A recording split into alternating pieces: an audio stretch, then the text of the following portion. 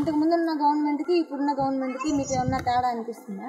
తేడా అంటే అప్పటికన్నా మాకు ఇప్పుడే బాగా జరిగింది మేడం. మాకు ఏ పథకాలు కావాలనుకున్నామో అవన్నీ అందినాయి ప్రసన్న కుమార్ రెడ్డి నుంచి.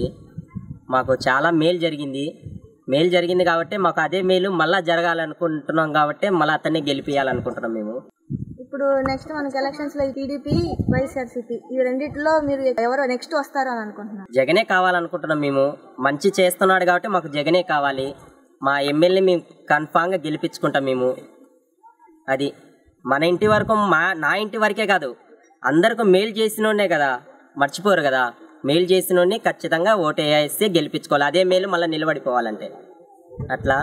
మాకు అమ్మఒడి వచ్చింది, మాకు ఇల్లు వచ్చింది, మాకు చాలా చాలా బాగా చూస్తున్నారు. మా ఎమ్మెల్యే ఒక అమ్మా నాన్నలాగా చూస్తున్నాడు. మాకు ఏది కావాలన్నా మా ఇంటికాడికి వచ్చేయండి, మీకు ఏది కావాలన్నా అంటాడు. అంత ధైర్యం ఇస్తాడు మాకు ప్రసన్న కుమార్ రెడ్డి. జై జగన్.